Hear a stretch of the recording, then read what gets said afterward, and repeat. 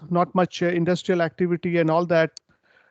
Infrastructure, that kind of infrastructure was also getting built up. So we saw that that initially activity was much less. You saw that three time period in terms of that IPAT equation that we discussed. So as population went up, affluence went up, so we started seeing more and more impact. After Second World War, we have seen drastic impact in last 200 years. Because of the sharp increase in population, there are a lot of environmental stress, and we talked about all that. We talked about some of the incident that has happened in recent last say 5, 6, 7 decades, or last century. And so those things we were talking about those, and we were trying to relate it to that how it relates to some of the basic principle that was used as part of Indian society, as part of the Indian knowledge system that we had. Like, what are the things which we can make use of while designing our present system, and also like how they are different. Like we were trying to relate to that, and then relating it to social development. Sorry.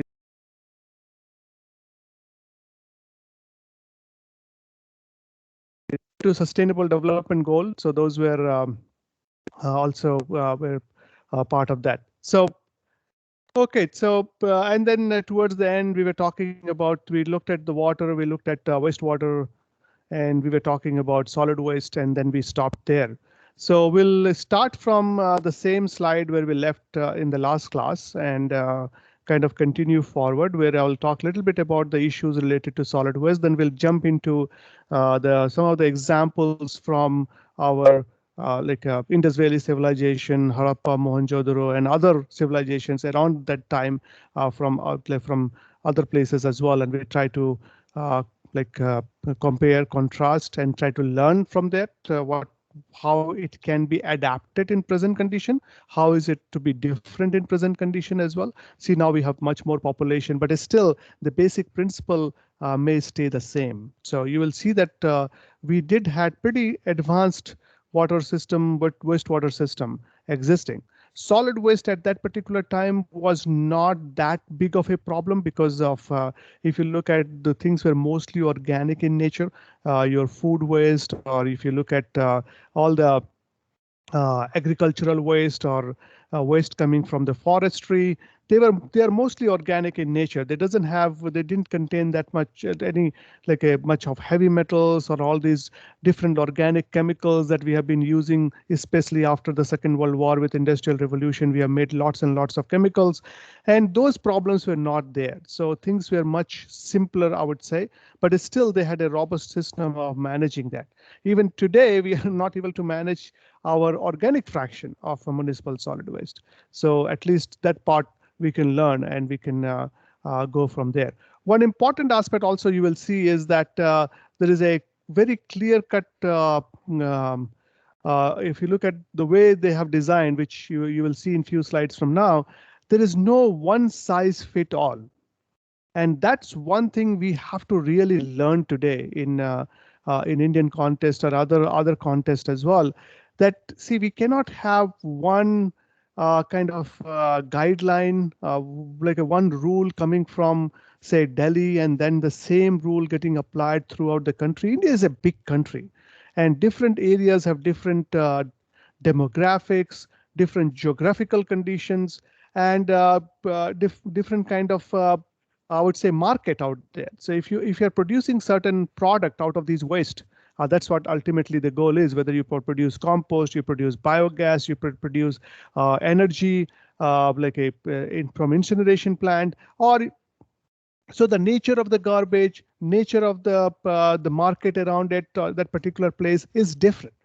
So with the rainfall throughout the country is different. Rainfall impacts calorific value of the waste. So you cannot have one size fit all solution with all due respect to all the different agencies like Niti Aayog, or even like NGT or CPCB. What we have been doing is we have been giving a very strict guideline coming from Delhi, and that has to be followed throughout the country. Even they are proposing what technology has to be taken up. Those things actually cannot really work because it thinks these are local problems. These are not like you cannot have like what will work in Delhi will work in, say, for example, in Kharagpur area, because it's a different demographics. The rainfall is different. If with the kind of rainfall we had in recent times, in recent past several days, and possibly in coming few days as well, that hardly, see, if that rain gets into our water, the calorific value is hardly, you have diluted the entire calorific value, because when you use this kind of high moisture waste in incineration system, you are losing a lot of uh, energy because of the latent heat of vaporization. So we have to, and those thought process was already there in the previous system. So that's how I'll try to highlight as we go. So now we have close to 140, 150 people now. So let's get started on the slides. Unless, again, if you have any questions, please ask. And otherwise, I'll start sharing my slides and go over that. Again, I strongly encourage you to ask questions. That's the reason I posted those set of whole slides very early morning today, so that you get some chance to flip over that before we meet. Okay, so let's get started. Okay, I think you should be able to see my slide now.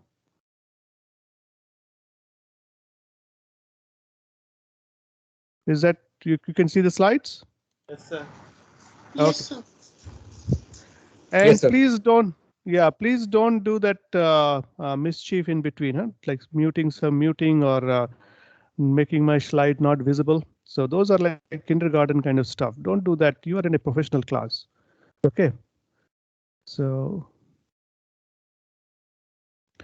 okay. So we are we were looking at this particular slide where we were talking about what is the snapshot today, so that we can learn from the previous experiences and try to apply on today's issues. So this is how the waste is being managed. This is, again, this data is slightly older, but things have not changed drastically. This is how the waste is being managed throughout the world as of you can say recent times. So here, if you remember, this is the last slide we looked at. This is a triangle where you have your reduce, reuse on top, then recycle, energy recovery, and disposal. Although this is what is proposed, we are trying to, this is the most preferred is reduce, reuse. Least preferred is disposal without any shots of treatment or resource recovery. And these gives you the numbers here gives you how much waste is produced per person per year, and what is the projected value 10 years from now. Those are given in the brackets. How much waste in the second one, recycle, how much waste is being recycled. And these are all formal recycling. So when you look at the Indian context, the number doesn't show up because India still has informal recycling. So we don't collect the data very well. Again, another thing is that data. You need to have proper data. That's very, very important. Like I many times say that it's better to have no data than to have a bad data. Because if you have a bad data, you do your entire design based on that bad data, and you are bound to fail. So, but if you have no data, you will make some intelligent guesses, or you probably try to collect some data, even secondary data. Secondary data is from not that you have not collected by yourself. It is collected by somebody else, but you are trying to get those data and make sense out of that and try to use it in your design or your calculations. So since we don't collect data, that's why you see that you don't see any numbers over there. And then this talks about the waste to energy recovery plan, sorry. And then finally disposal. And the disposal part, in developed countries, it is engineered landfill. In developing countries, in countries like Asia, country like India, we are mostly still stuck with, let me see why it is doing that. I need to get my, just let me unshare and share it again.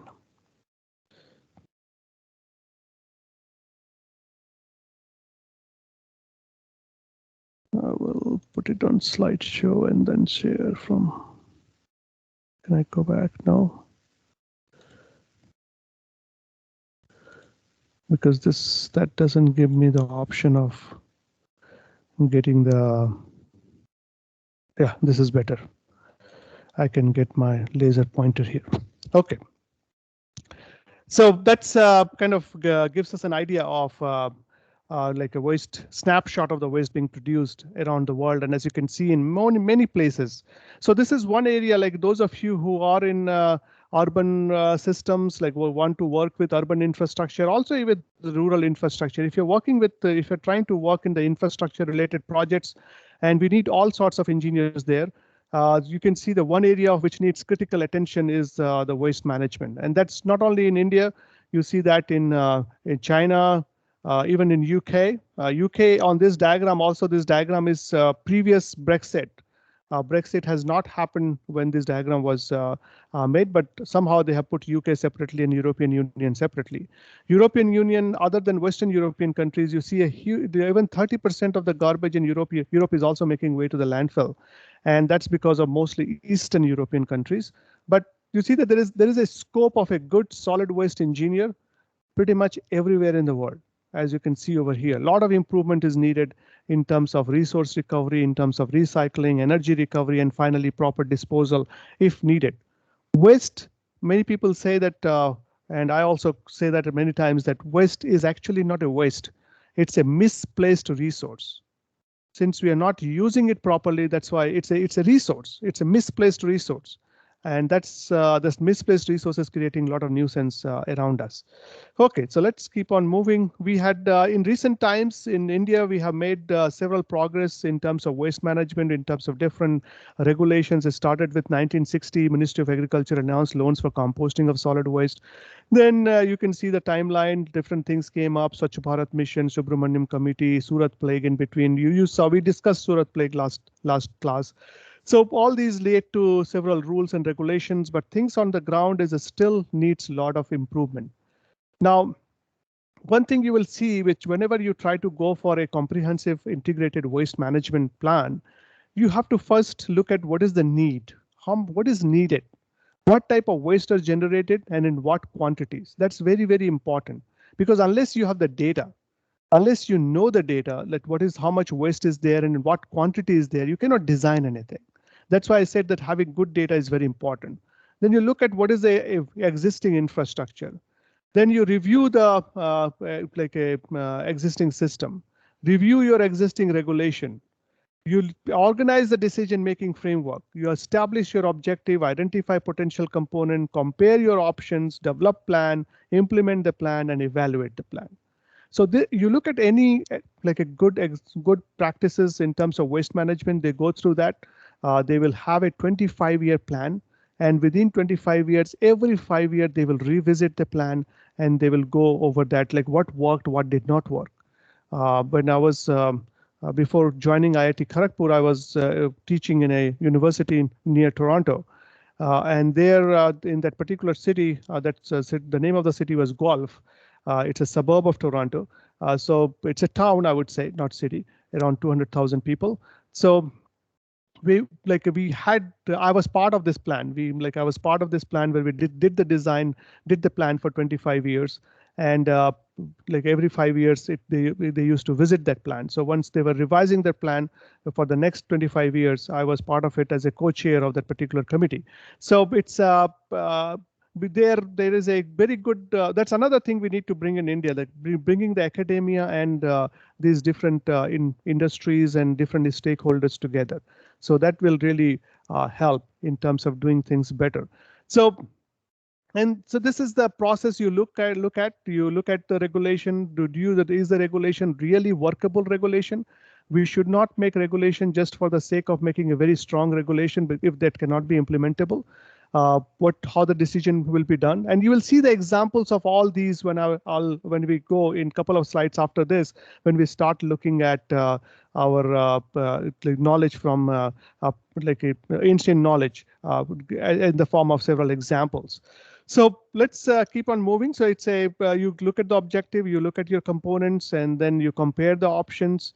Like when you look at, okay, what can be done with it, you develop the plan, implement it, and you evaluate what can be improved. Like every few years you go back and then process. It's a dynamic process. It keeps on moving. So this is again put the same thing in a graphical form. And in addition, what is here is this part: education, public participation, and outreach. That's another thing you will see in terms of the governance system that we had in our previous civilization, the initial civilizations that we have in our Indian subcontinent or Indian in that particular area. There was a very good public participation was inbuilt in terms of the decision making, and that what is need to be brought in as well. Because see, if you when you talk about this waste management, unless every day you are getting the raw material, every day you are getting the raw material from individual houses. Now, if the people in general does not become part of this your decision, if they do not buy into the decision, it's very difficult for you to implement it, because each and every day the raw material is your waste produced as individual house. So you need to really convince the person to do the source segregation, why it is important to do the source segregation. We need to have proper infrastructure to collect that source segregated waste and then bring it to the facility in terms of treatment and disposal. So that's why this is very, very key, educating people, having a good knowledge transfer in terms of why is important, why the city is doing the way it is planning solid waste management, what is the thought process. We have to put it in a simple language so that a common citizen of that particular city or town can understand what we are trying to do. Then only you will get, so there should be a buy-in. If the things keeps coming from the top and there is no support from the bottom, if it's a top-down approach, you will those projects, what happens is you will get some World Bank funding, you will get some ADB funding, and then you set up that plan. But local people had no idea about why the plant is there, what is the use of the plant, what was the need of the plant. Unless you get them on board, you're not going to get support from them. If you don't get the support from them, your plant, if they don't segregate the waste, what you can do? You can put some fine here, you can put some fine there, but how long? But you need to get people on board to really get these things working. Especially in when we talk about waste management. It's true for other things too, but since every day you are getting the raw material from individual house, and that raw material is the garbage produced in individual house, and so how you will get it in the source segregated form, why it is important, so those things has to be stressed upon.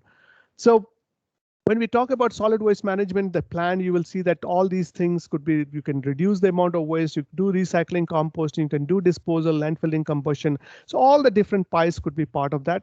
And it depends on where we are. So we decide how to go about that. So let's, I think we can, we'll come back to this we'll come back to these slides if the time permits. So I just wanted to show you some examples of some of the work we are doing right now, but I'll come back to those slides towards the end. So let's look at like in terms of water and sanitation timeline from 3500 BC to 2000 AD.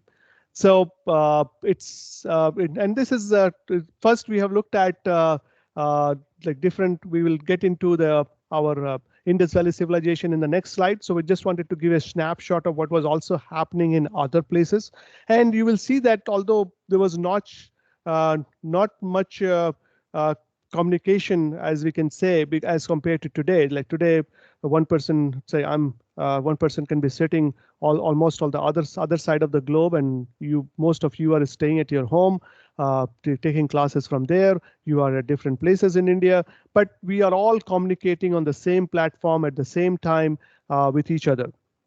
That kind of course, that kind of communication was not there even a couple of decades back. So, but here, there was a lot of similarity among the different civilizations which was developing around that particular time. So there was some knowledge transfer happening because of in that time period too. So there is community sanitation in Mesopotamia that has been reported. Lavatory system in Scotland. Organized reuse of excreta as fertilizer in China as 2500 BC, sewer lines in Greece, limestone toilet slabs in Egypt, or flush toilet in Crete. And around this time, the world population reached around 50 million. See, 50 million. So that's 500 BC, and today is what, 2021. So 2021 plus 500. So to 2000, like we can say 2600. Just So in that 2,500, 2,600, and from 50 million, we are now close to 8 billion. So it's a huge increase in population over last 2000 years, especially in last 200 years, as you saw in the last week. So you public water and sanitation in Rome, then in underground cisterns in Yucatan, creation of terra preta soil in Amazonia ending. We'll talk about this a bit more detail. Renewed interest in decentralized system. So it was, and then people were looking at decentralized.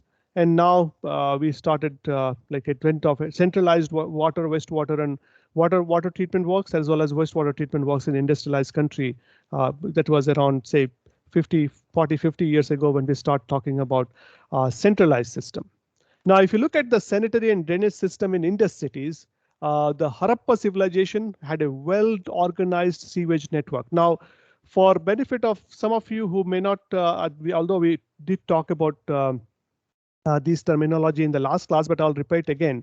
Sanitary is it's basically the waste that we flush down the toilet, and also the water that we used in terms of our taking showers and all that.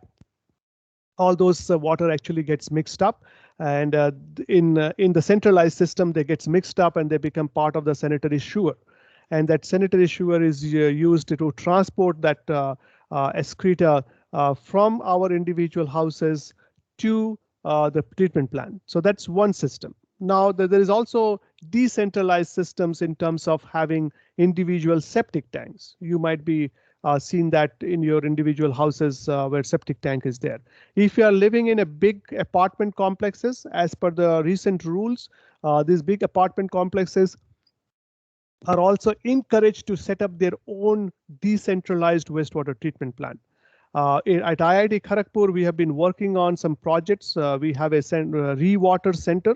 Like when you come on campus, if you are interested in water, wastewater, you can always come meet us. We'll be happy to discuss about that. We are working on a re-water system, which is designed again for decentralized. And that's what, if you look at some of these, so that, see, what I'm trying to say is initially we were if you look at this Indus civilization, Harappa civilization, you will find decentralized systems. And then we moved into a centralized system. Then as the city became bigger, it became that transporting sewage itself is too much of a cost. So we started going back to decentralized system. And today we say that we actually has to be a mixture of decentralized, centralized, depending on where we are. So the recent rule is actually encouraging these big apartment complexes to have their own decentralized sewage treatment plant. So as part of the Rewater Center, we are trying to take that sewage and convert it into a potable water. It will not be as good as a potable water. We are, although there is people will not possibly drink it because of, and right now we are not in a position to test it for, say, certain emerging contaminants. So we are not also asking people to drink it. But if once we do some further refinement, it will be as good as drinkable water. In fact, that is already happening in, say, Singapore and other places, that new water that Singapore produces, that's again your sewage water treated finally. So I say that if you are in Singapore for a week, whatever you flush down the toilet in Monday, you are drinking that on Friday. Okay, so don't worry about. It goes through a very rigorous treatment system. In the wastewater treatment plant, then the treated wastewater, which is very, very clean water, is taken to the water treatment plant. It gets further treated, and then you get that water. That is much cleaner water. It could be a psychological issue. That whatever I flushed, I'm drinking it, but actually we are drinking that anyway, isn't it? So for example, if you are in the Ganges basin, if you are in Allahabad or Kanpur, so you have Kanpur upstream, then Allahabad, then Varanasi, isn't it? So if you have whatever is flushed down in Kanpur or Allahabad gets into the river Ganges, and then people in Varanasi is taking that water from that intake well and treating it and using it. So we have been doing that already. So it's not that there is something and many times it's not even treated properly. So that becomes a problem. So if you look at this Harappan civilization, there was a well-organized sewage network, and in their urban agglomeration. While Harappa and Mohenjo-daro, they had almost around same area, say around 100 hectares during this mature Harappan period. Lothal, which was another area at that particular time, was much smaller, around 25 hectare. Dholavira, which was the largest city of around 100 hectare as well, did not have a centralized sewage network, and they actually had mostly decentralized system. So again, it's no one size fit all solution. So if you look at the examples from there was no one size fit all solution that they were always trying to do this. You have to look at the local conditions, and you should design things based on what will work good in the local condition. So of course we have to follow certain basic guideline from Central Pollution Control Board and whatever different agencies, but how to go about it, what will work best in certain areas should be left to make to that those decisions should be left in a local settings. So so sanitary was that. Drainage is your stormwater drainage as well. Recently you saw that problem, in those of you who were watching the rain, and I was getting a lot of WhatsApp videos and pictures from our Kharagpur area. As I told you, like I'm born and raised in KGP, so I have in the city itself I have several people who know me. So several WhatsApp group I'm part of. So it's we get water getting into even in our G type, H type quarters in campus. Some of the C1 type also had some issues, and but also in the town, Kharagpur town, there was a big problem. And then their drainage, why the drainage system did not, of course, so much of rain in such a small period of time will always create a problem. But at the same time, what is happening is because of improper management of our waste, our drainage system is getting choked with those plastics and other stuff. And when it's choked with plastic, you have the rainwater getting into the streets, and finally it will get into your houses. So Dholavira had a decentralized where they were using soak pit and pierced jars. Pierced jars is kind of a jar kind of a structure with a lot of holes in there, so the water can get into in that, and you can collect also it kind of acts as a filter too. Where it has been demonstrated that this site also has had a stormwater drain too. So they did had a stormwater drain where they were collecting all those rainwater in the stormwater drain. Site of Chanudaru covered an area of only 6 hectares. So it was a smaller place, 6 hectares. They had a centralized sewage system. So you can see that difference there. If it's a small city, I would not call it city, I would say a small agglomeration, they thought that probably centralized sewage system is more appropriate. We went for that. Bigger area, they went for the decentralized based on whatever they knew at the technology that was available at that particular time. So even as part of, if you look at the Swachh Bharat mission today, we are only using soak pits. So we are just doing almost the same thing what was done in Dholavira several years ago. So we are only using the soak pit. In fact, the soak pit design that we have used today is slightly more questionable than what was used earlier.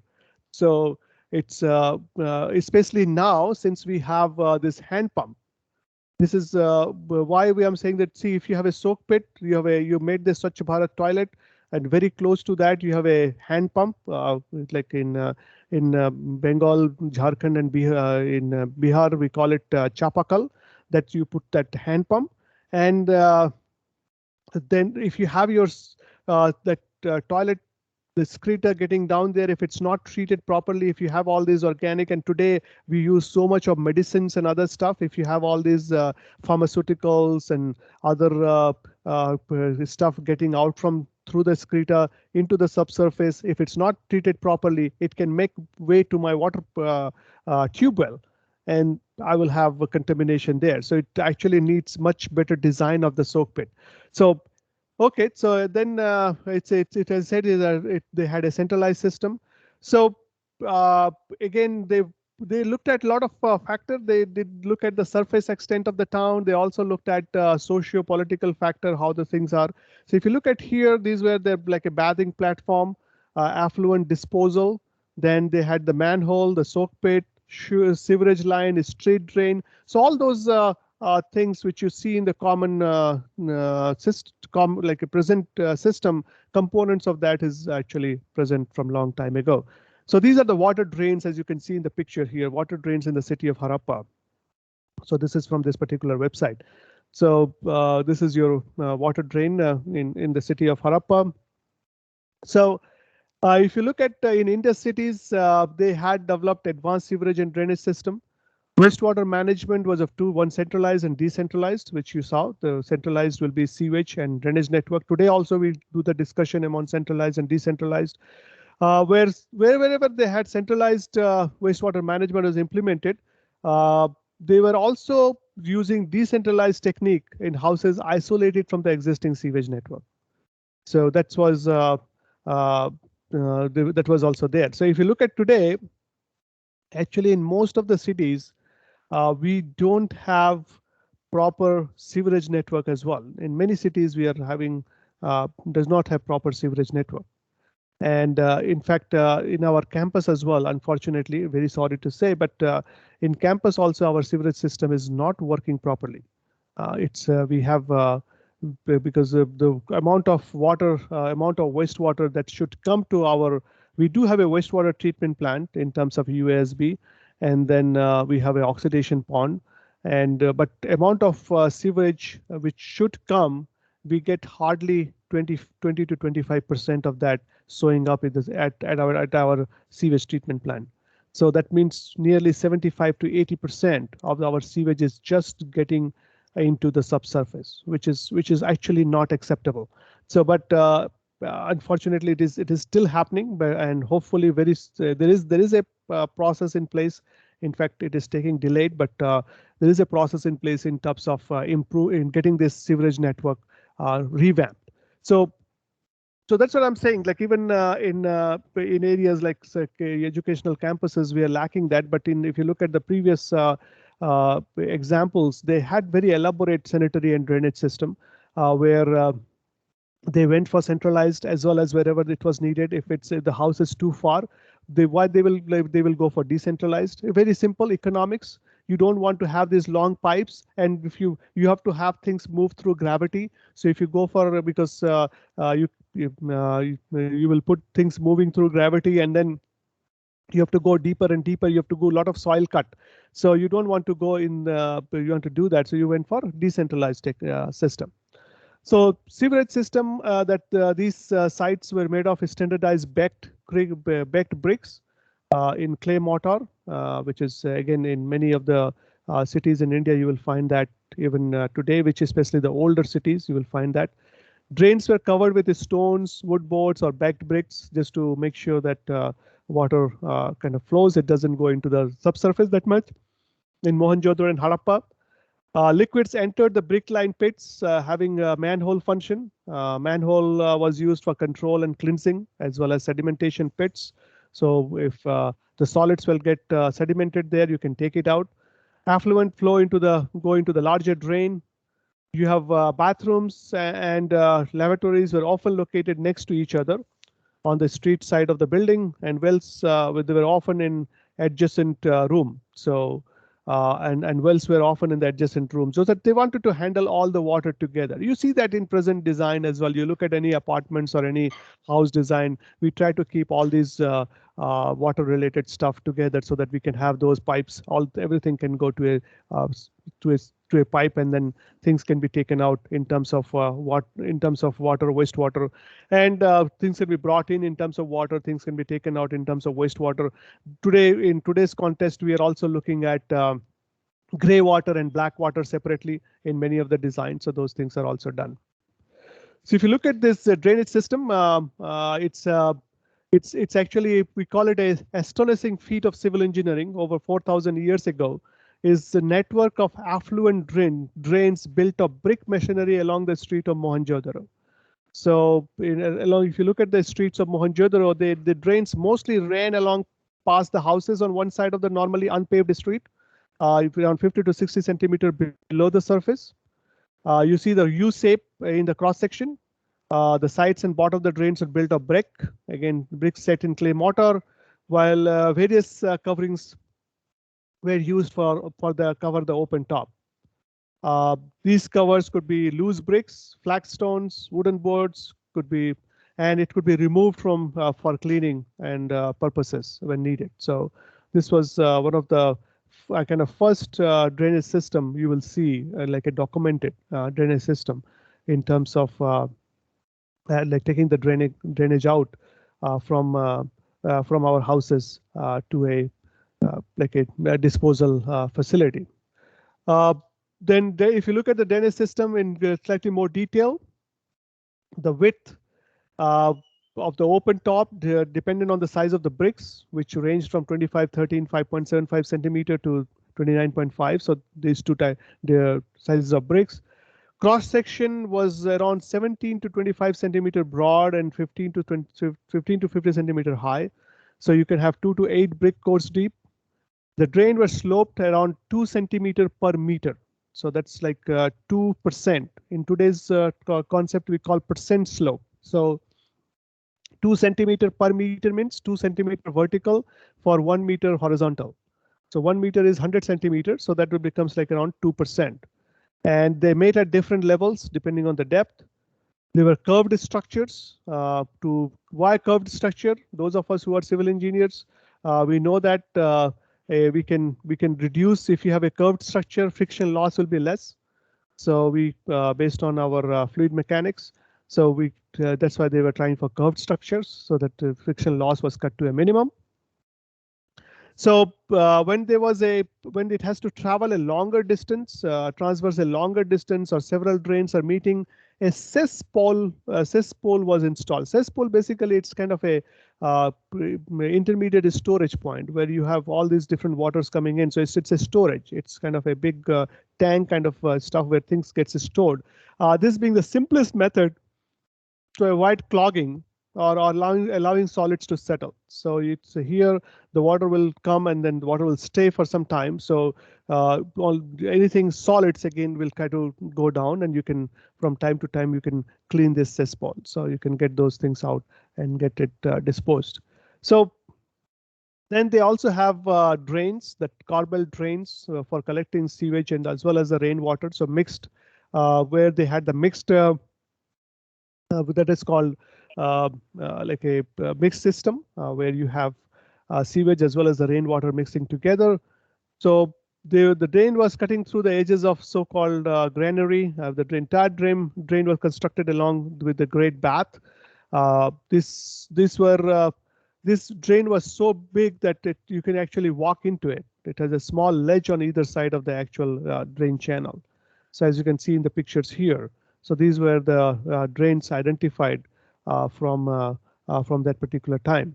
Now in today's also, if you go into the big sewerage network, you will find something similar. Especially there is a video done by, I'm trying to remember.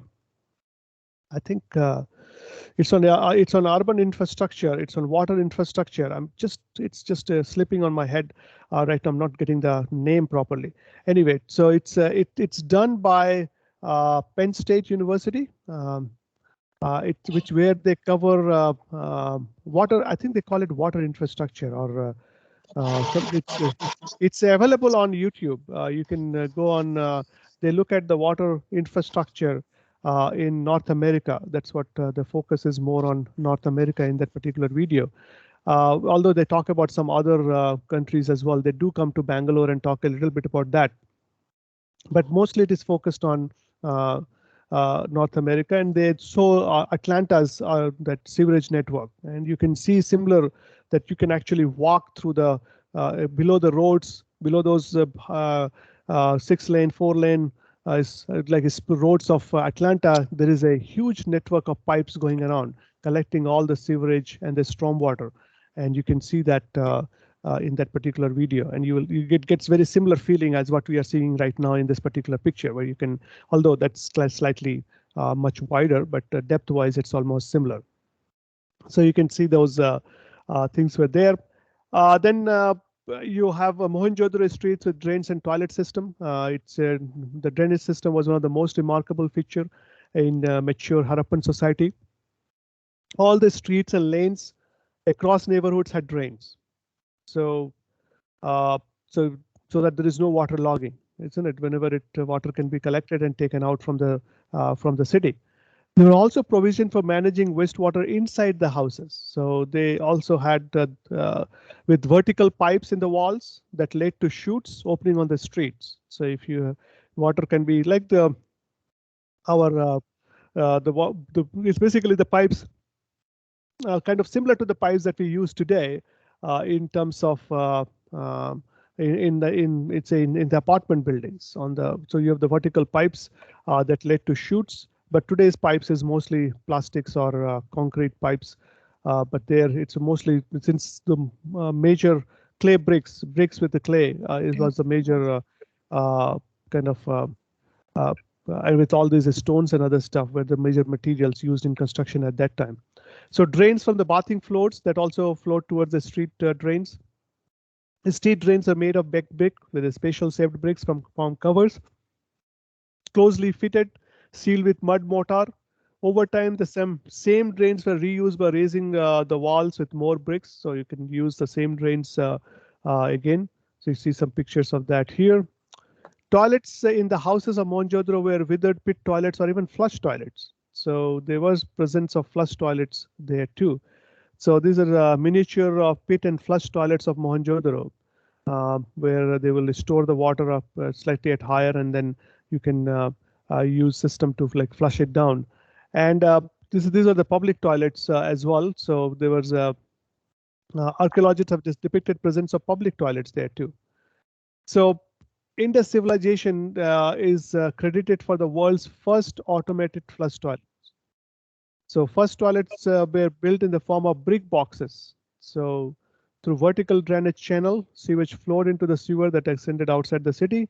So, so today it's much easier to make the flush toilets compared to think about in during the time of Indus Valley civilization. But it was there in terms of the flush toilets were built in the form of brick boxes, where if you compare to Indus Valley with Roman and Greek civilization, they were different. This difference is main evidence of cultural difference between them. So that's also is there. Mohenjo-daro streets where there were a lot of drains were mostly covered and hidden underground. They were covered with layered or baked bricks. So they also had a small settling pools and traps just to get the solids out. You don't want them to be chipped. The drains are covered with limestone blocks. So that will allow sediments and other materials to collect while the water and smaller particles flow away. And these will be cleaned from time to time. So wider drains are covered with extra long bricks, and for culverts such as that for Great Bath, a corbelled arch was also used. There was order, of course, sewage will have order. So sewage chutes, soak pits, cesspools, they were considerable public nuisance. So they had high rate of flow and frequent cleaning. They try to maintain high rate of flow and frequent cleaning so that you can reduce orders and other problems associated with that. So it will require a great deal of manpower. Maintenance of the drainage system pretty labor intensive, public burden, but it was there in terms of Mohenjo-daro stand as well. In multi-storied building in Indus Valley civilization, there again, if you look at the water from the roof and upper stories bathroom were carried through enclosed terracotta pipes or open chutes that emptied onto the street. So they will have this kind of pipes coming down, and then you have the drain at the bottom. So it will just drain chutes open versus closed. So here it's open things which will just drop off, and here it's a closed stuff where it will come down and go into the street. So in the modern town of Harappa, they were a covered drain along the side of the house, takes sewage water from the second story latrine and bathroom to the street level drain without splashing people passing by on the street, of course. So that there was an improvement because this is not that acceptable, isn't it? So when people found the nuisance with that, they went to this kind of system. So in Dholavira, it's is a Harappan site. It's located in the Run of Kutch in Gujarat. Around 120 acres, so quadrangular city is one of the largest mature Harappan site. It's if you look at the water management system, the hydraulic engineering, they had 16 reservoirs and elaborate systems of drains and sewers. So, and in the Citadel area, there is an integrated network of stormwater drains, all connected and furnished with slopes are there, steps, cascades, manholes, paved floorings, and capstones. So all the you see that design, the typical design of a like a water network system. You will see that was present in Dhalavira, which is one of the like a developed Harappan site. You can see a small video kind of going around that here as well in this on this particular slide. So the main drains were high enough for a tall man to walk in. You can see that easily. The rainwater were collected through this drain, and then it is taken to another reservoir that was carved in the western half of the Citadel. Altogether, the reservoir have an area of around 10 hectares. Around 10% of the area were within the walls. This because Dhalavira, as you saw, it's in like run of Kutch, not much rainfall. So they used to collect water and then try to do the recharge of the water. And you will learn a lot about rainwater harvesting and the groundwater recharge and the water management from Professor Desai in the last class. In the next class, next class is your before you go on break. That's another class you have. So this fabulous system made it possible for Dholaviras to thrive in their desert home because they could collect all this water and then they could do those water recharge over there. Then this is an architect's view of the Lothal city. This is shows that how potentially it looked like. So it shows the pipes carrying affluent out of the city. You can see the things are getting taking it out of the city, and also shows the water getting into the city for the freshwater use. So this is it looks like pretty much quite advanced place in terms of water and wastewater infrastructure. Yes, one thing you can say that during those period of time we didn't had a there was not much kind of engineered treatment system. We don't see examples of that much of engineered treatment system. We see good examples with like I was looking at up while trying to get these slides prepared. If there is out there, if some of you have seen it, please share that with us. But I could not find much information on the treatment system like we have the sewage treatment system today. What I found mostly about the collection of the sewage and taking out of the city. And at that particular time, it see that the population was also not that high. They had a lot of places, empty places around, so they could take it out and put it in an oxidation pond kind of treatment system. When I say treatment system is there is not much engineered treatment system in terms of high-tech engineering that you see today in terms of sedimentation tank, activated sludge process, UASB, MBR, MBBR, and all those different things that we have. Though of course we could not see something like that. But yes, they were taking it out and they were using it, but pretty much similar to that simple oxidation pond, and that's where things will get degraded. The thing is that it was mostly excreta and not much, and they try to keep the water and wastewater, the drinking water and the wastewater separate. So less population. There was not much the usage of the things people used to use was mostly natural, like mostly organic food and all that. There was not in the sewage as well. There was no traces of say your pharmaceuticals and different hormone related products and all that we use today. So it was they managed it the best they could do at that particular time based on the knowledge that they had. Today's situation is slightly different. So if we can learn a lot from this, but in terms of the basic infrastructure, in terms of taking the network, the sewerage network, the stormwater network, when it comes to the treatment part, of course, we have to go with what is there in the wastewater today. What is there in the wastewater and stormwater today, we have to treat it for that. They did it what was there in their stormwater and wastewater, but now the world lives in a much different way. We use all sorts of chemicals for there are mostly man-made chemicals, and those those man-made chemicals are creating a lot of problem in our natural systems. If you look at the sanitation in Lothal, they had a sophisticated sanitary and drainage system.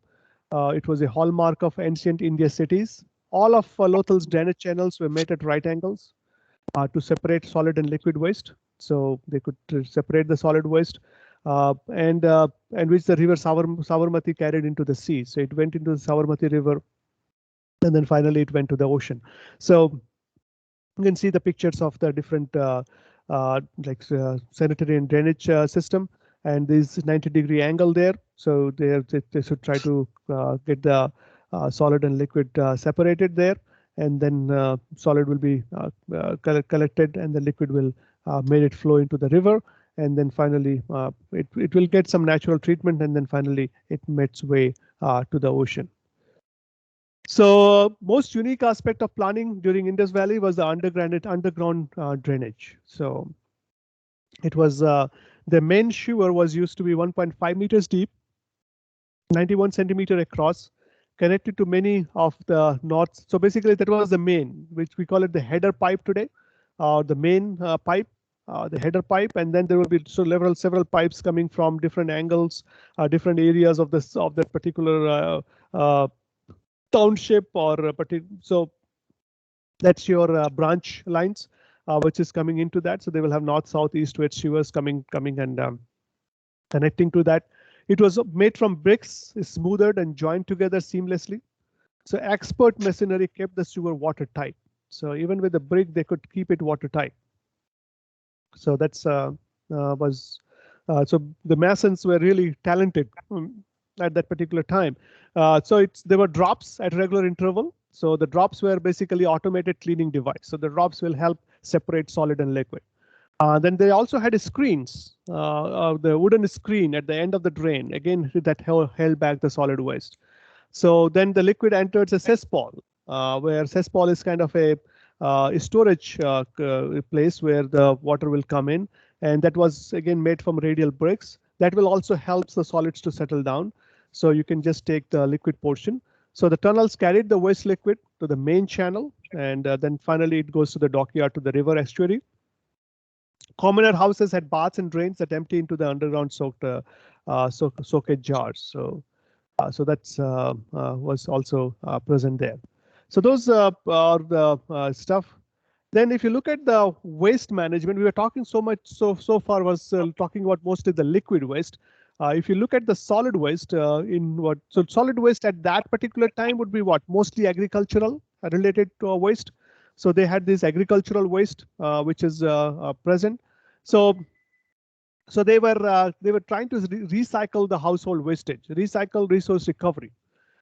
There was some burning of wood or coal was used for cooking purpose, and the carbon was decomposed underground. So this was it was done that it said. But in terms of burning, open burning of waste is this is for the fuel. That was the usage of fuel, the wood and coal, which we have been using. Even part of the world is still uses today.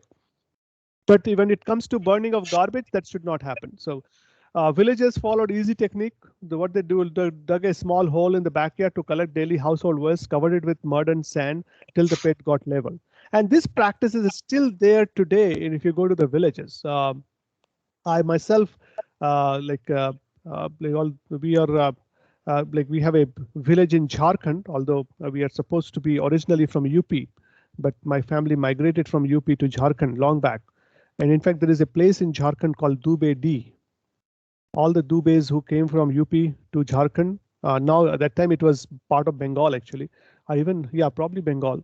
So it was so they wherever they settled, that place is called Dubey D. So of course we migrated from there as well. As the population grew up, we kind of went around a little bit here and there. But why I'm saying that even in my village, during when I used to go to my village, even today, I do see that people do have a small hole in the backyard, and they put all the other than plastics, all the different waste that is generated from kitchen, they put it in there, and it becomes, and they try to mix it, and it becomes like a nice matured compost just before the growing season. So they will take that material and take it to the agricultural field and spread it there. Many of you may have seen that happening. So this was used in the farms as compost. So other method, big holes were made near big trees and the waste were collected in it. Why? Again, this will, what it will do, if you put a big hole near the big trees, it will provide all, it will basically give compost. So it will give the nutrient, the fertilizer for those big trees. You can use it for, say, mango trees and other trees that the waste contained were mixed with the mud during watering of the trees and were slowly converted into compost. So that's what the returning of food waste to soil was a common practice since Vedic times. So, and that's so it is. So to see what we did again in recent past when we started doing this like a waste collection and disposal. Especially in the Western world, there was a lot of focus on getting this sanitary landfill. So you take the waste, including the organic fraction of municipal solid waste, which is essentially food waste. You collect it all together in those trucks, take it to this landfill where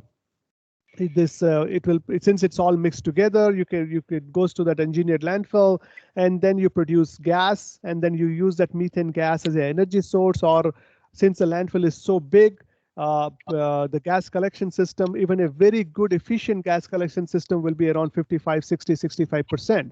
So you have you are losing 35%, and you are actually contributing to global warming, climate change as part of that 35% of the methane going to the atmosphere. So other than doing that, now again we are talking about decentralized system in the waste management. We were saying that let's take all this organic waste, let's collect this organic waste, and let's produce either compost or biogas in a decentralized manner rather than taking it to this engineered landfill. But for that to happen, we need to have source segregation. Unless there is a source segregation, you cannot really do much with those waste material. So, and that used to so we used to do this earlier too. We are returning this food waste to soil as a common practice in the Vedic times. So we were recycling nutrients and micronutrients, and in present day we are experimenting this technique as compost today. So we are trying to make compost today as well. Other ancient system, we talked about that. If you look at the other ancient systems there, in various cities, wastewater was canalized into, again, cesspool, which would have been ring wells, as in Zorwe and Ujjain. This supposition can help us to understand that Dheeraj Lal and T.S. Bhalachandra wondered about some construction is dated in 150 BC in Nasik, if they were ring wells or soak pits. So in 3rd century BC in Taxila, domestic wastewater was canalized out from the houses through earthenware drain pipes into soak pits. In Puskalwati, the ancient capital of Gandhara, the same wastewater management of drains, soak pits, cesspool were commonly used. In antique Delhi, during the 3rd century BC, the same kind of system was used, the drains, which are still visible in today's Purana Kila area, canalized wastewater into wells, which may have functioned as a soak pit. So those are, again, you see that those examples were there. During the Sangam period, like from 300 BC to 300 AD, in the southeastern part of subcontinent, they even started having industrial wastewater management. So far, we have been talking mostly in terms of domestic sewage, but there is a evidence of industrial wastewater, because there was some sort of industries were developing in that area, in the area too. So from 300 BC to 300 AD, in that 600 years period, in southeastern part of our subcontinent, we saw there is a evidence of industrial wastewater system. The wastewater improved by 150 AD with Corbel drain, which seems quite unique for that area.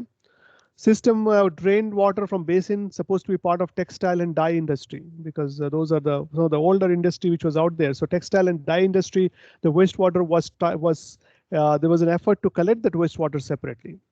So whereas in the rest of ancient India's drains, other wastewater disposal, we mostly see for the domestic. In Arikamedu, the wastewater management concerned the industry. So Arikamedu archaeological site. So it was an Indo-Roman trading station. So During the second phase, wastewater management seems to follow the main trade route of the region, which joined Ujjain to Taxila. So in wastewater in Southeast Asia is probably linked to the presence of, could say there was the presence of Mediterranean populations as well, so that they had some influence. Very same population could even had influence of water engineering techniques in northern part too. So if you look at in the South Asia, different historical periods and different techniques, if you can try to summarize what we have been looking at different slides. So Harappan period, um, 3200 BC, 1900 BC, you see that Greater Indus Valley, Mohenjo-daro, Harappa, Dholavira, Gulf of Cambay, Gujarat, Lothal, and here North Black Polished Ware, where that's the NBP, that period from 500 BC to 150 BC, then 150 BC to 150 AD, that's the Sangam period. So if you, there's some of the examples here in the central India from Ujjain, northern South Asia, Takshila, Puskalwati, Delhi, central India, Nasik, South India, Archimedu. And you see that, so there are several similarities and several some unique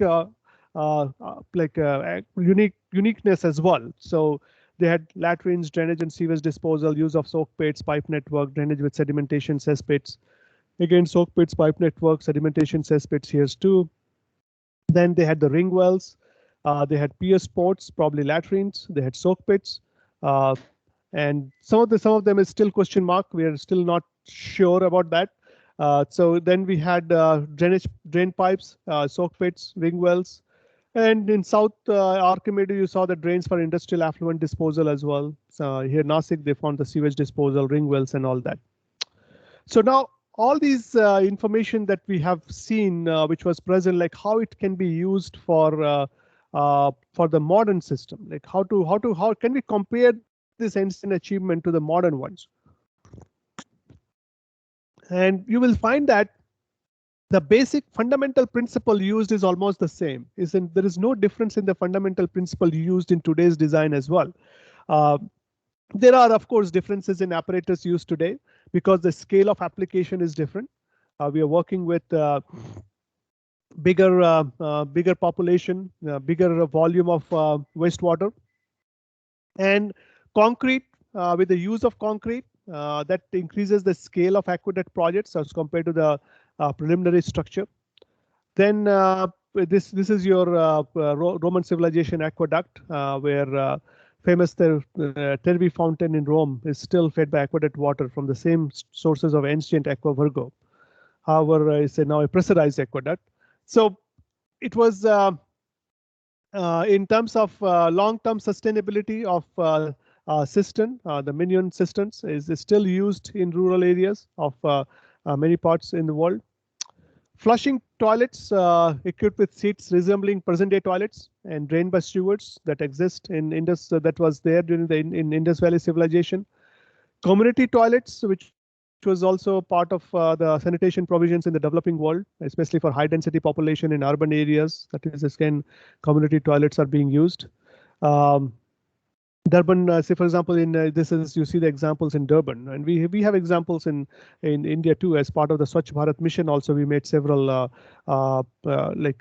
community toilets too, as part of the Swachh Bharat mission. One of the goal of the Swachh Bharat mission to make the country open defecation free. So this was you see that sanitation facility in underserved, high density informal settlements. So this is your public toilet in Mumbai. Of course, there are similarities between if you look at kind of go beyond our Indian subcontinent and go in a global, you see that there were some similarities between the Roman tenements, modern African informal settlements, high population density. So common community toilets, a practical solution for in both. We use public toilets in high density population areas in India as well. Public latrines are often heated, where seats framed by sculptural dolphin have also been found in ancient civilization. Again, if you look at in terms of things from other countries, that correlation of contemporary experience at users of community toilets in Durban, low satisfaction in certain blocks, poorly maintained.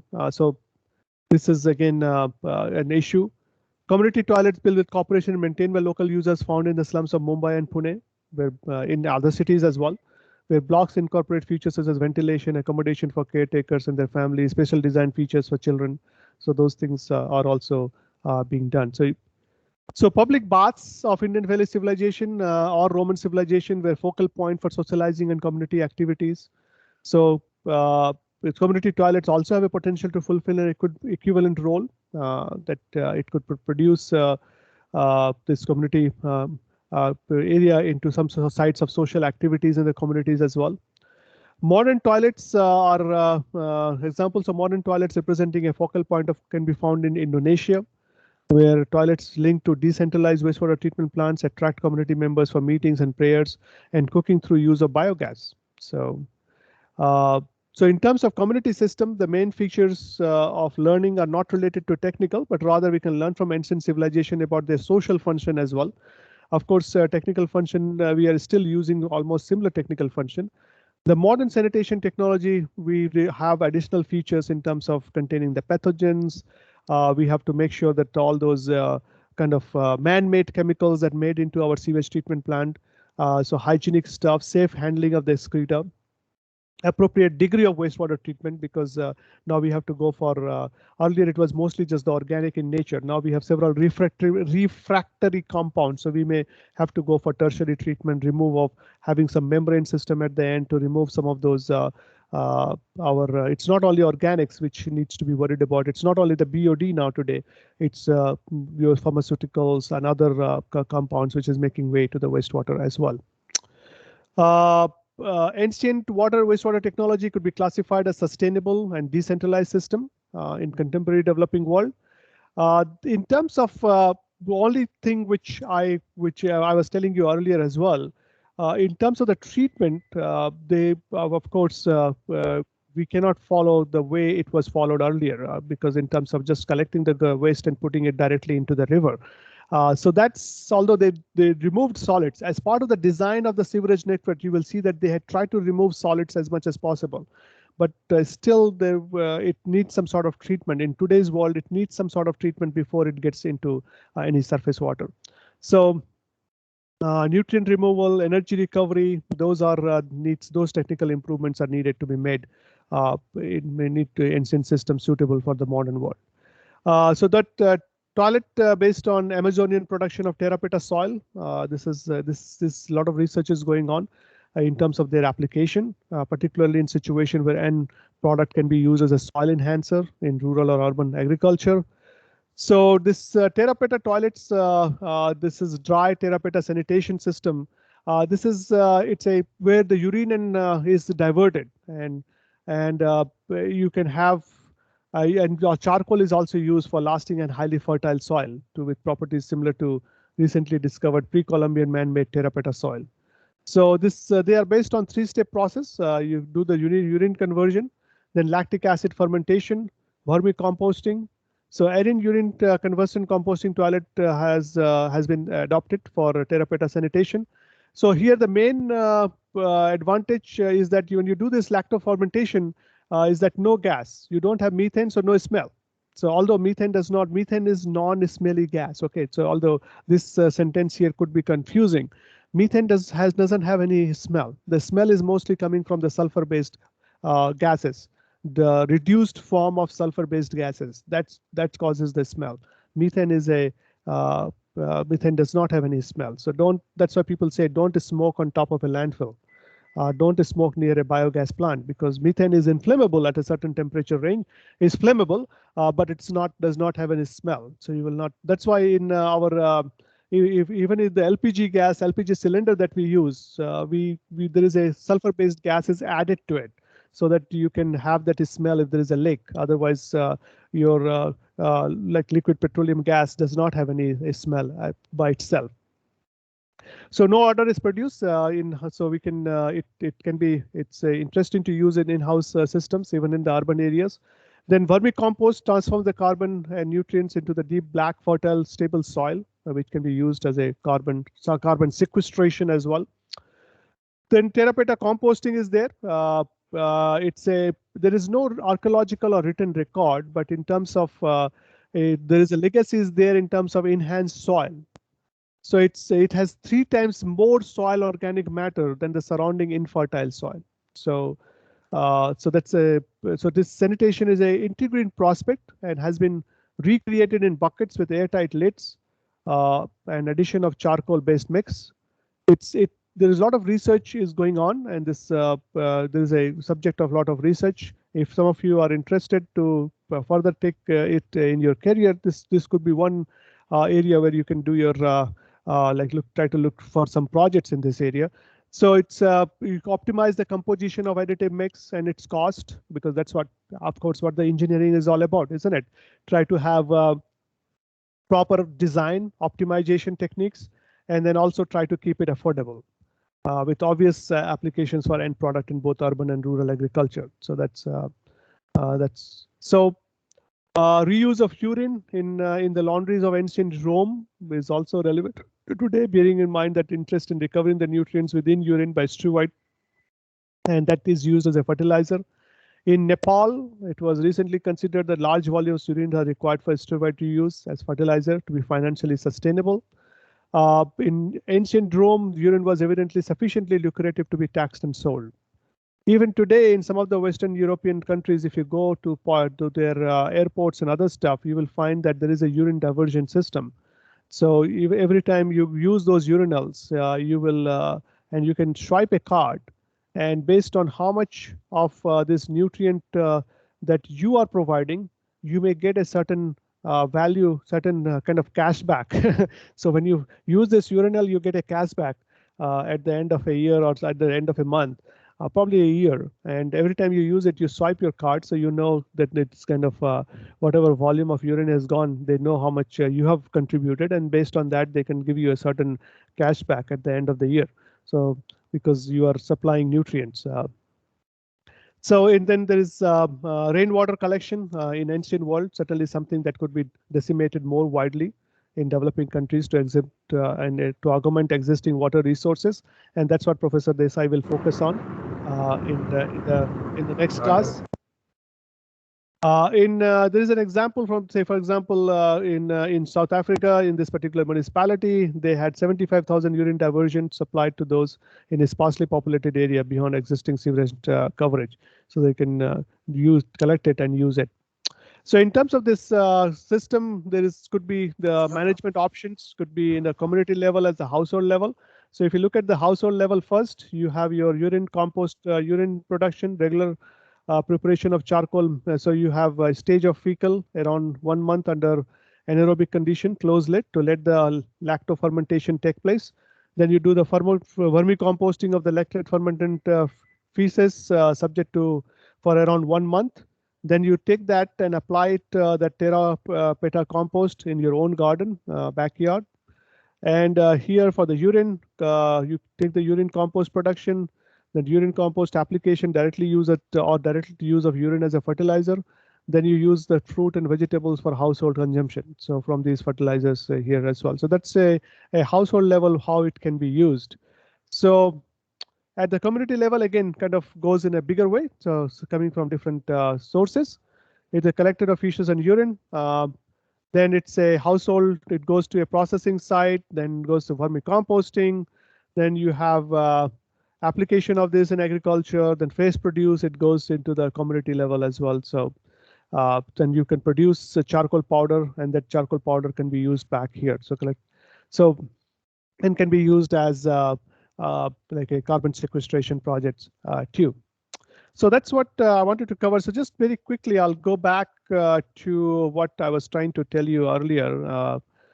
Just wanted to, I try to do that, especially in a multi-department classes, and I don't know how many of you will come back to have any class with me in future. So that's just, I wanted to kind of give you a snapshot of what we are doing in our labs these days.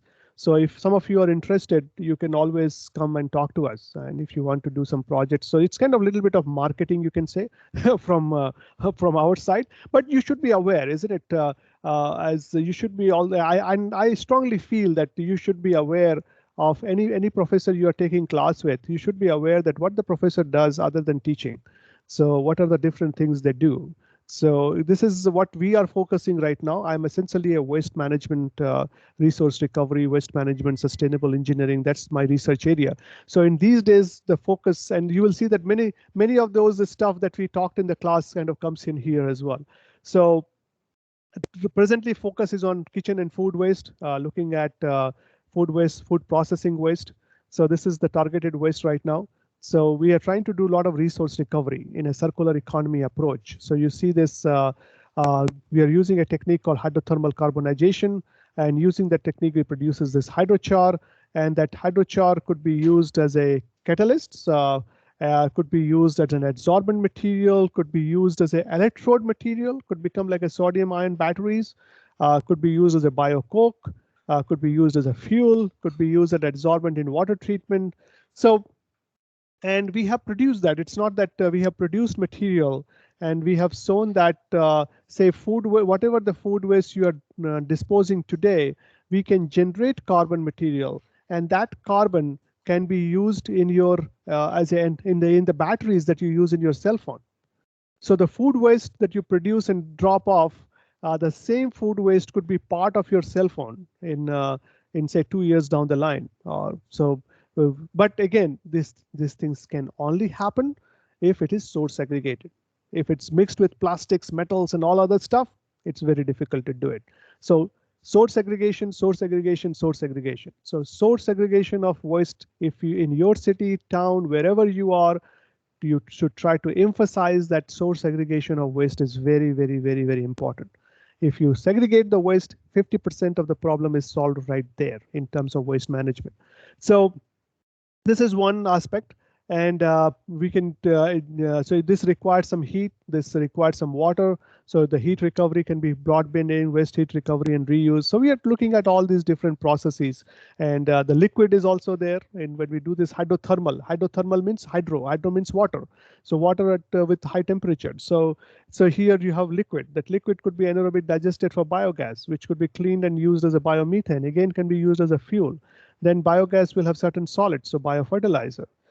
You can also do biochemical treatment in terms of producing bioelectricity, acid and alkali recovery. Here, part of the food waste, which could be also fermented and more produce organic acid. And organic acid can again separate it to liquid and solid form. So liquid form, you can look at some of this polymerization, lactic acid, biopolymer, bioplastic. Solids can go again to anaerobic digestion. Part of solids could be go to agrochemicals and then go to biocides, plant growth promoter compounds. So as you can see, we can make use of variety of stuff. And I'm using the term we many times because it's actually a group of 3-4 professors who are working together on different aspects of it, from our department, from PK Sinha Center, as well as from agricultural and food engineering. So that's just I wanted to kind of talk about. There was a lot of fun. There was a lot of coverage of this as well in the media in a couple of years ago. You may have seen that, where we produced this material which could be used in different applications. This was the reactor that was used, and now we have a bigger reactor as well. This is the first set the way we produce this hydrochar. We put the fuel pellets, which are similar to coal in terms of their stuff. Okay, so I think that's pretty much it what I had in terms of coverage. Any questions you want to discuss?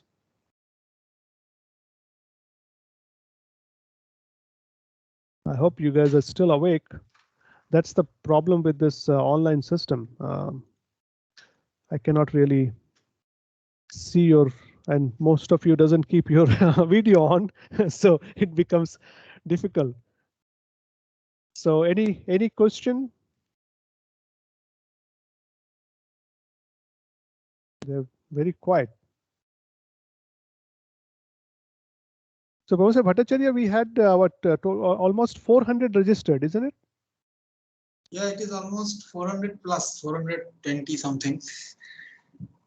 But the attendance last day and today, both I see that around 150, 100, yeah, between 150 to 170. Yeah, attendance is not 400 always. Okay. Now we are facing some problem regarding some of the assignment submissions issues and all those. 400 cannot be accommodated in the Teams assignment portal.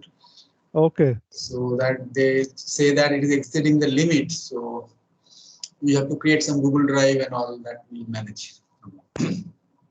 Mm-hmm. So students, do you have any queries to Professor Dubey? Please raise your queries, and maybe another 15 minutes we can interact with him. Yeah, that's what I thought, that if we have some time at the end, we can rather than me just talking, it gets so it gets so boring after some time becomes like a monologue. So we should have a dialogue. So that's what it become. That's what the class is all about, isn't it? So, any questions? Any comment? Something you thought that will be covered was not covered? If there is some, you had certain expectation which was not met, you can. Yeah, somebody is raising your hand. Hello, sir. You raised hand and then just. Hello, sir. Yeah, go ahead. Yes, sir. This is Jai Krishna. So I just want to know if we can take anything from our, how the systems were before. Where right now, I think one of the problems we are facing is revamping the drainage system, whatever systems that we have. So whenever you need a revamp, it's a really time-taking process. It takes literally 4 years for us to do it if we are doing it right now. So are there any learnings from the past that we can utilize in case of revamping? Again, the basic principles stays the same, isn't it? The revamping that we have to do is because of the way the urban infrastructure has developed. So you have say if you talk about say Chennai, for example, which has recently flooded a few years back. The stormwater system in Chennai is not capable to handle the stormwater today because we have made most of the city area we have covered with impervious layer, whether it's a concrete or whether it's a road or whether it's a parking lots. So we have made all these impervious layer. Now the stormwater drains, it's cannot handle if we have a sudden downpour, which we saw in like Kolkata or even in Kharagpur town just last week. So so in terms of revamping, again, what we can learn from the basic principle, if you look at some of those designed where they had the avenues, they had those big, when they designed it, they possibly designed it keeping in future in mind. So that's the learning, I would say. But when you design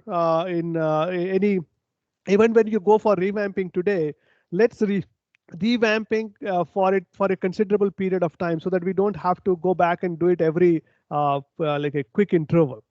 So that's one learning I would say from there, because if you look at the elaborate design that they had, where in terms of the size of the drain and other based on the population at that particular time, some of those looks quite enormous.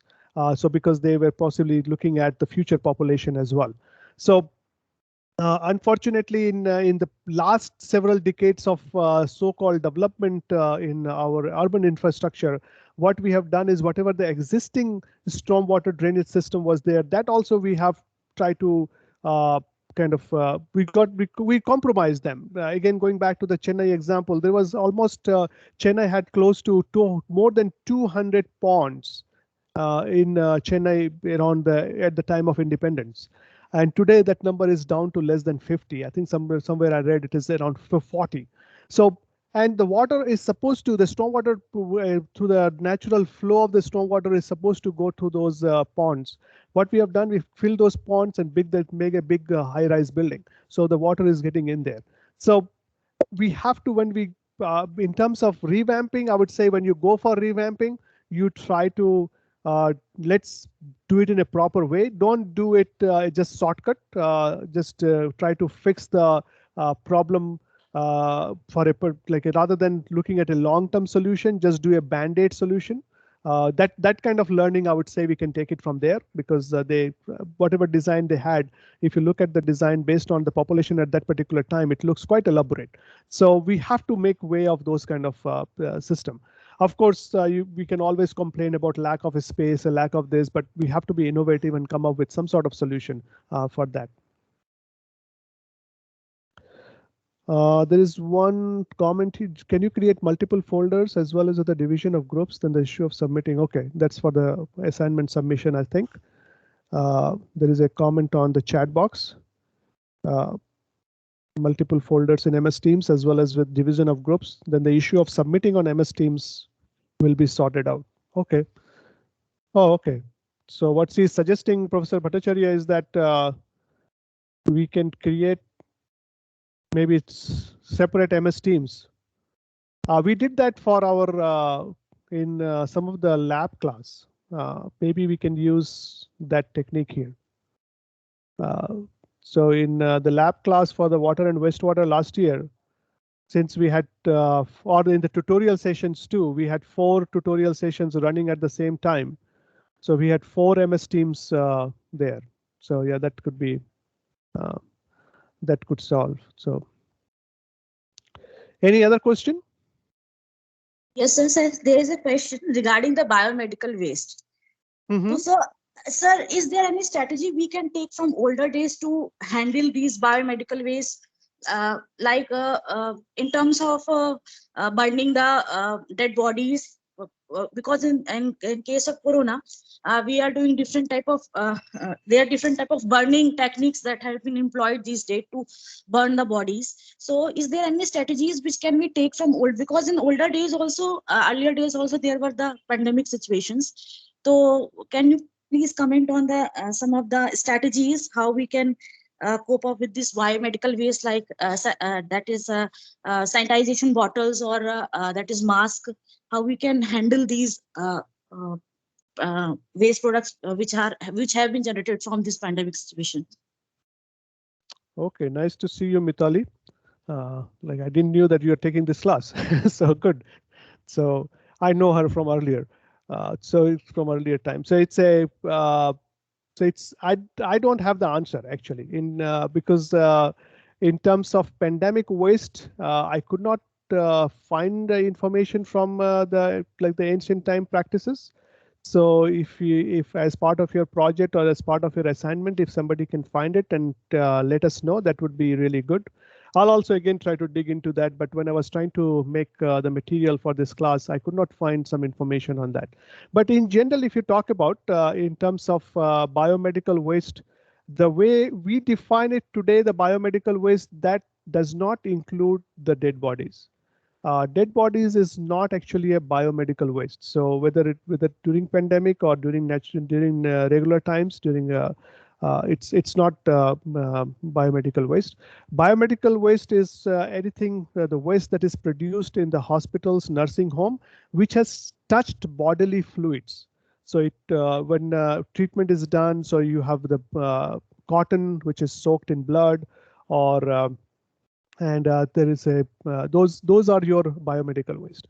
But so anything which has touched our body in terms of some sort of bodily fluid is there.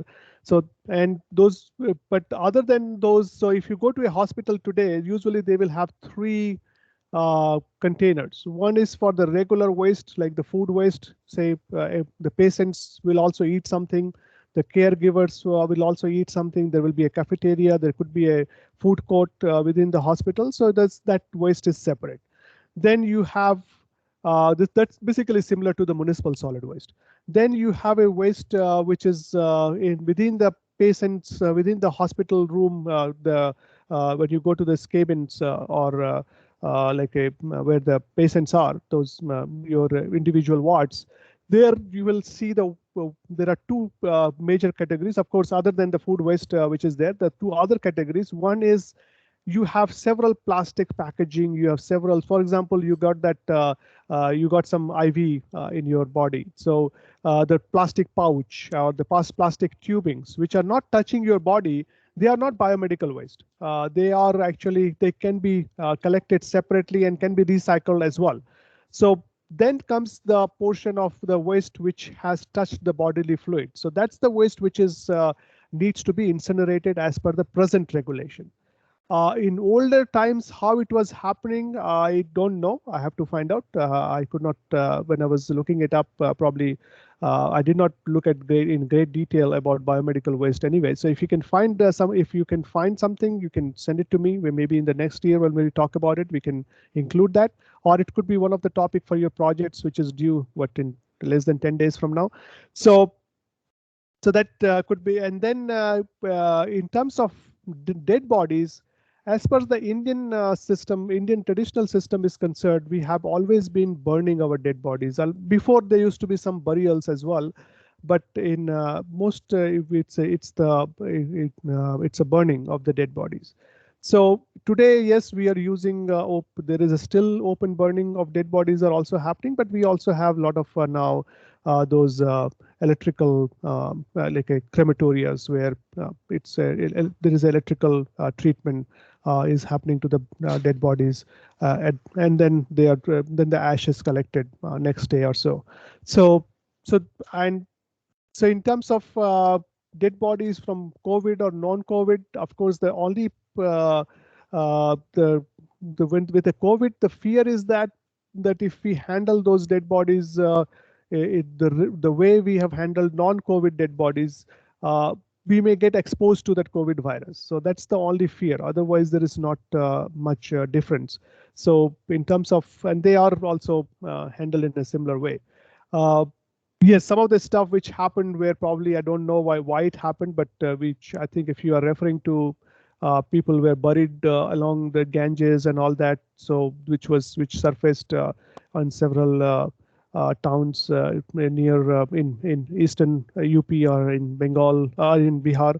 So that is actually that's an aberration. That's not a normal practice, I think.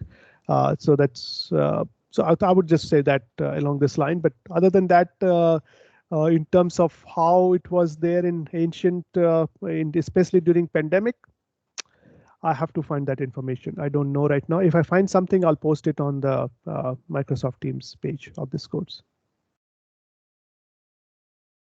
Okay, sir. Thank you so much. Thank you. So one thing is like the e-waste. Yes, Bharat. Yeah, go ahead.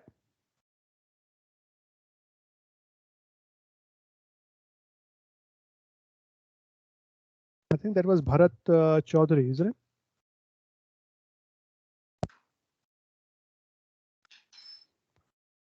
If your audio is not working, you can type in the question in the chat box too. Hello, sir. Yeah. Yeah. There was a network issue. Like I was asking about the e-waste. Like there is a difference. Like because due to the progress in science, we like achieved many things like computer, mobiles, and all those things. Like e-waste management is like a concern for the future. Yes. Like, but like, what is the need to do in the topic of e-waste management? Like how we can Yeah, so definitely electronic waste management is of a concern, and also electronic waste management has a lot of resources which could be recovered. See, right now you may have heard, if you looked at the news and other stuff, there is a lot of talk about critical minerals or critical metals or critical minerals. And many of those, if you look at the list of those critical minerals, there is several of these rare earth metals are there. And these rare earth metals are present in e-waste. So there is a lot of scope of recycling of that e-waste, where again, it comes down to proper collection. So if you do the proper collection right now, what is happening in electronic waste is, especially from Indian context, things are going into informal recycling. Most of it, close to 90% of the e-waste recycling is happening in informal sector. Although we do have several formal recycling companies in the country right now, but they struggle to meet their capacity. They are not getting e-waste to process at their facility. So what we need is collect it properly, follow the e-waste management rules, which is also there. Rules are already there, and try to do resource recovery. Recently, we had the Olympics in Japan. All the medals, gold, silver, and bronze medals, they were made from recovered gold, silver, and bronze from electronic waste. So it is doable. It is being done. And the infrastructure is also getting developed in India. We do have several companies, eParisara in Bangalore, EcoReco in Mumbai, as well as in Pune. And then Otero Recycling, which is there in Roorkee in Delhi area. In Kolkata also there is a company. But again, it's a collection and we have to have proper merger of informal sector and formal sector in that, where informal sector can do the collection from individual houses, but then eventually after dismantling it. So if you look at electronics, what it is metals, plastics, glass, and those printed wire boards and circuits. So metal, plastic, glass can be recycled as a metal recycling, plastic recycling, glass recycling, which we do have existing infrastructure in place. When it comes to that printed wire board and those chips and other stuff, which has a lot of those rare earth metals and heavy metals and other things, that should definitely go to a proper formal recycling center, proper formal recycling company, and so that we can do better resource recovery from that material, which is happening in other countries. Which we do have, as I said, we do have facilities in India too to do that now. So if you want to learn about more about this, actually there is a online course on electronic waste management. It's only a 4-week course. In 4 weeks, we talk about just electronic waste management. It will be offered in January 2022. It's on NPTEL SWAYAM platform. So if you're familiar with that, if you are not, just Google NPTEL SWAYAM electronic waste management. You will find that course. And the reason I'm telling you about that course, because I am the person who offers that course. So you can, in 4 weeks, we go, whatever I was trying to tell you in last 2-3 minutes, we go in great detail about it in 4 weeks. We go over how the different processes are, how the treatment system should be designed, how we should go about collecting it, what are the rules. We talk about that in more detail. So, okay. So of course, when you are on campus, you can come talk to me if you're more interested in any of the waste-related topics or any topic which you think I can help you with. But yes, you can take that course as well. So that will help you. And you don't have the videos are already available on YouTube. Yes, Bharat. So like I was going through an article like in recent days, like this was written like we should use our mobile for at least like 1 year more, so that like we like produce less e-waste in the environment, like so that average time capacity of a mobile, like we use a mobile, we throw it, and there is no proper use of that and those things. Yeah, that's mobile is one example, which is a very good example where we do use it. The life of mobile is becoming smaller and smaller. And with the new model which comes in, see what happens. For example, now Apple launched it new iPhone 13. So in few years from now, they will stop giving services to say what was that, Apple 9, so iPhone 9 or iPhone 10. So gradually what they stop giving, even if you have a very good, say I still have an iPhone 4S, which I got like 10 years ago. It works fine. It has a beautiful camera. It's a small, tiny one, so I can put it in my pocket. I can take it, but WhatsApp doesn't work on it anymore.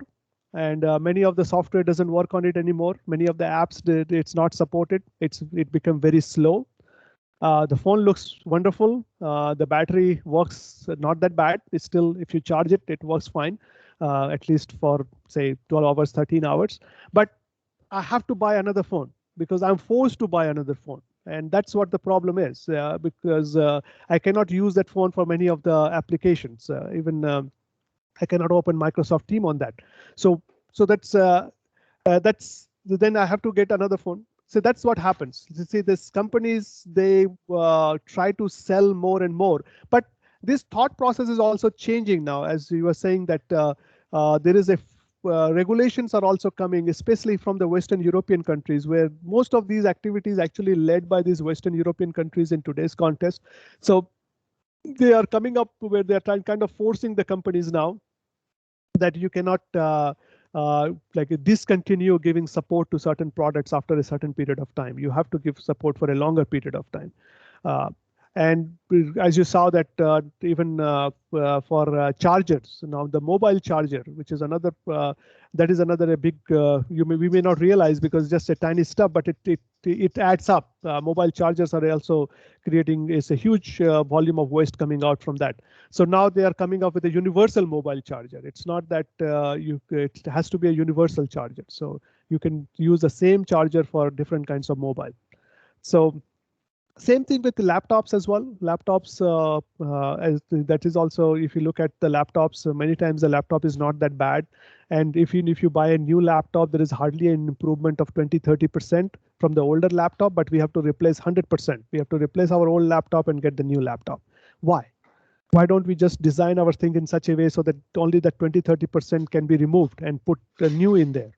It's more of a modular design. So those thought processes are also coming when we talk about this big picture of sustainability, circular economy, and all that.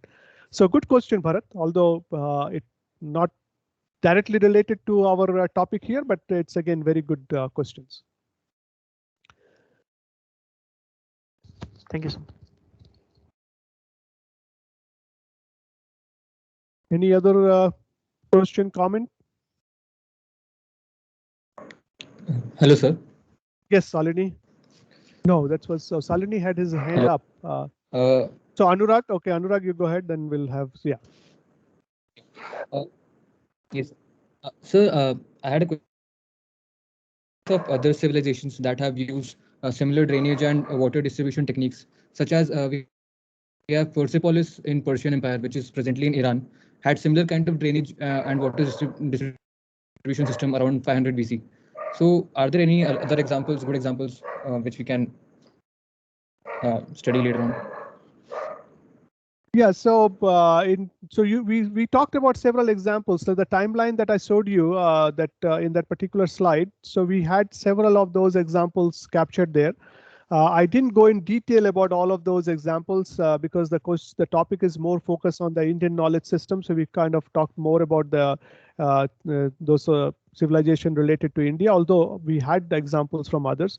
But yes, you can go back to that particular slide, which has the timeline of the different water and sanitation system and with the different time zones. And you can again, you can try to find those informations from there. So that would be a good source to look at.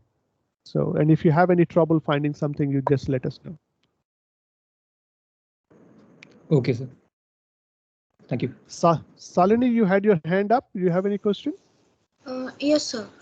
Sir, mine is not a question, but it is just an point that I would like to add, that I was able to visit Dholavira site in 2019, and I could see that the like what we were discussing regarding the sanitation systems of Dholavira, it could still be seen in a functioning and working manner at the site. And also I had noticed that the Great Bath or the large reservoirs that were located in the site area, they had smaller wells on their base that could retain more water in that particular climate type. So that's the 2 points that I wanted to add. Okay. Yep. Thank you. Good that you had a chance to go there. I haven't visited that place yet, so maybe in one day I will do that too. So I was able to visit under a study tour program. Good. Good. Thank you, sir. Good. Thank you. Okay, so if you have any question, let me know. Otherwise, thank you for having some good questions at the end, some discussion, because that's what we miss in that online platform. We cannot see your face, so that I feel very uncomfortable teaching in online because I want to see my students. I want to make the eye contact with them. Okay, so thank you very much. So next week, Professor Desai will be there, and Professor Desai will talk about the rainwater harvesting, some water resources. Mostly he will focus on the water resources part. So, okay, so do attend. He is my teacher. He taught me when I was doing undergrad at IIT Kharagpur. So he has a vast knowledge in this area, and very active in this area. He's working in this area for quite some time, looking at the Indian knowledge systems. So you will have a very good time with him next week. So, okay. So Professor Bhattacharya, you wanted to say something? Yeah. Okay. So I will try with the MS Teams and all, and I'll let you know the assignment submission details in due course of time. Thank you, Professor Dubey. Thank you. Thank you. Okay. Have a nice Okay. day, students. Thank you. Bye. Thank you, sir. Thank you, sir.